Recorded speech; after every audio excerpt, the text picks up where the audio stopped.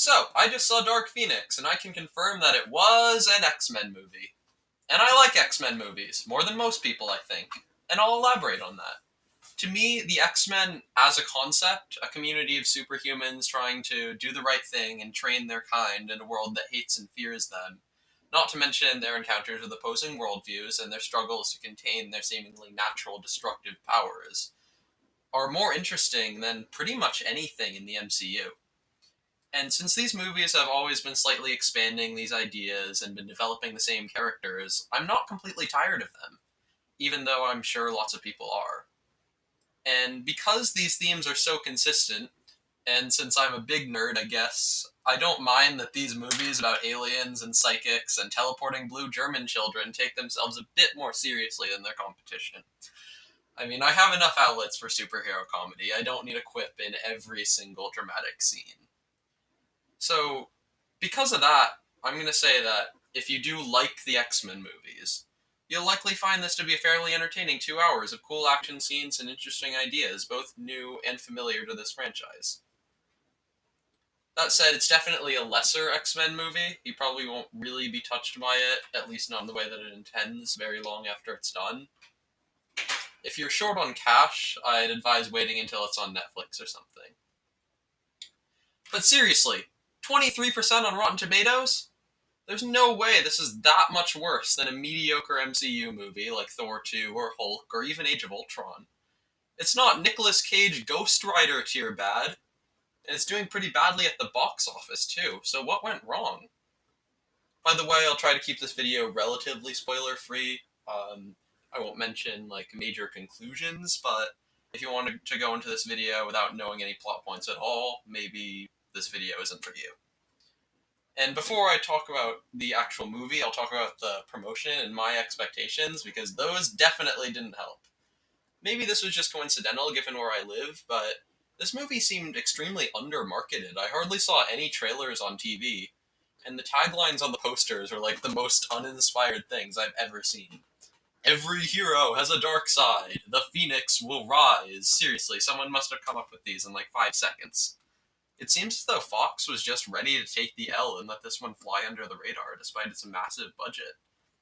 And of course, being released after one of the biggest and best superhero movies of all time probably didn't make a very good impression on critics. So first, I'll talk about what's good. For the most part, you've got everything that you'd expect from an X-Men movie at this point. There's character development that builds on previous movies, especially for Charles, Beast, Mystique, and Magneto. There are cool action scenes with especially really fun power dynamics, particularly in the first scene, which really are unique to this franchise. Outside of a couple moments, most fights in the MCU just consist of super strong people hitting other super strong people really hard. So it's refreshing to see powers that are actually used creatively. That said, that doesn't go for mind control. That's mentioned multiple times, but it's never used in a manner that makes any sense. But that's the exception, not the rule. The social commentary is also developed a bit more, not only in terms of the public's reaction to mutants, but also the reality of a superhero school/team/society.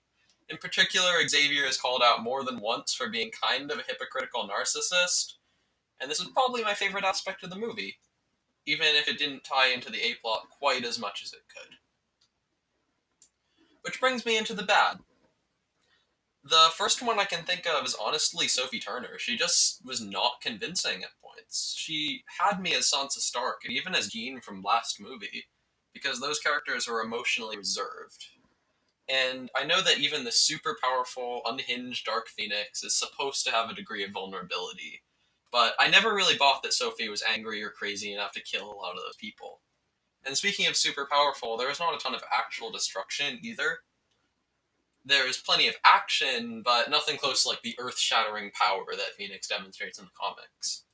And then there are also these aliens, and pretty much everything about them makes less and less sense the more you think about it. One of the more egregious examples is when their leader tells Jean that only she can do this thing, but like 20 minutes later, the alien chick is doing the thing. So that was kind of dumb. There's also little to no character development for most of the young X-Men, especially Quicksilver, who has like one cool scene early on, and that's pretty much it. Then there are the weird time shifts, since these movies are set like 10 years apart from each other, and Quicksilver should be like 40 years old now. Speaking of time, there are plenty of plot points and ideas that seem like they could have been developed further, or at least connected a little better by memory to a previous movie. In a way, it seems that this franchise should be a longer and more interconnected series like a TV show. And then it hit me. This franchise should be a TV show. I suppose that's not a valid criticism of the movie, so I'll summarize right now. In short, Dark Phoenix was an undermarketed movie in a franchise that not many people really care about anymore, without any fantastically executed ideas, starring an actress who isn't amazing as this version of the character, and riding off the heels of a movie it had no chance of matching. So there was just no way that this series wouldn't fizzle out at this point. But I would welcome a legitimate X-Men TV series sometime in the next decade or so. Think about it. These character arcs and societal commentaries would be so much more developed and easier to follow. The technology will be good enough for these special effects, and it wouldn't need all that much in terms of star power or expensive sets. Like the franchise name would be enough, other than a few recurring sets like Xavier's Mansion.